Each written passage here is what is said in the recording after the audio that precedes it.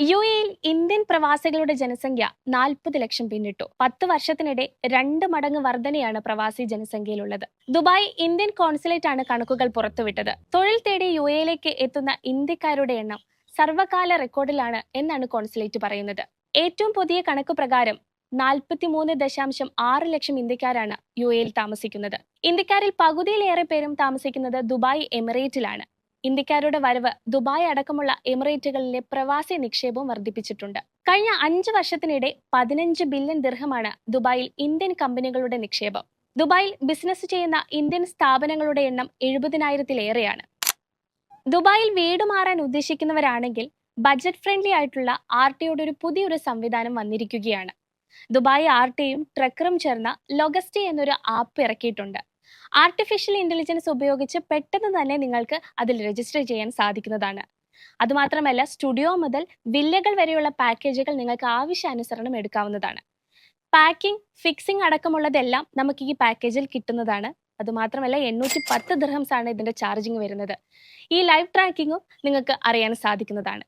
അംഗീകൃത ലൈസൻസ് ഇല്ലാത്ത recruiting agency വഴി വീട്ടുജോലിക്കാരെ നിയമിക്കരുത് എന്നാണ് മാനവ വിഭവശേഷി സ്വദേശിവൽക്കരണ മന്ത്രാലയം പറയുന്നത്.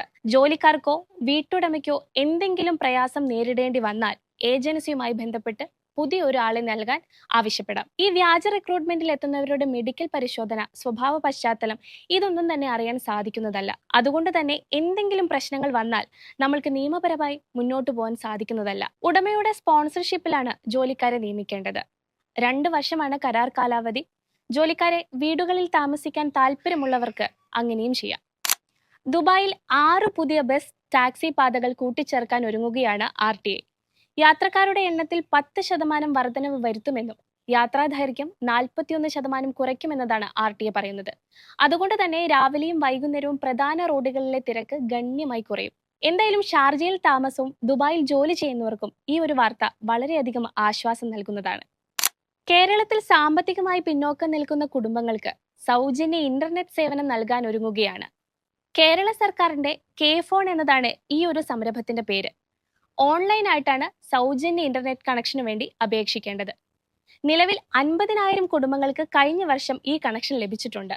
ഇപ്പോൾ 1 ലക്ഷത്തോളം ആളുകൾ രജിസ്റ്റർ ചെയ്തതായിട്ടും അറിയാൻ സാധിക്കുന്നുണ്ട്. യുഎഇയിൽ ചൂട് കൂടുകയാണ്. അടുത്ത ദിവസങ്ങളിലായി ചൂട് കൂടുമെന്നാണ് NCM പറയുന്നത്. 43 ഡിഗ്രി സെൽഷ്യസ് മുതൽ 50 ഡിഗ്രി സെൽഷ്യസ് വരെ താപനില രേഖപ്പെടുത്തും. അത് മാത്രമല്ല, ചൂടിനൊപ്പം പൊടിക്കാറ്റും വീശുന്നതായിരിക്കും. കാഴ്ചപരിധി നന്നായി കുറയുന്നത് കൊണ്ട് തന്നെ വാഹനം ഓടിക്കുമ്പോൾ പ്രത്യേകം ശ്രദ്ധിക്കണമെന്നും അധികൃതർ വ്യക്തമാക്കി. മാത്രമല്ല, പൊടിക്കാറ്റും ഈർപ്പവും നിറഞ്ഞ അന്തരീക്ഷമായതിനാൽ അലർജി ഉള്ളവർക്ക് കൂടുതൽ ബുദ്ധിമുട്ടുണ്ടാവും. അതുകൊണ്ട് അവരടക്കം ജാഗ്രത പുലർത്തണമെന്നാണ് അധികൃതർ പറയുന്നത്.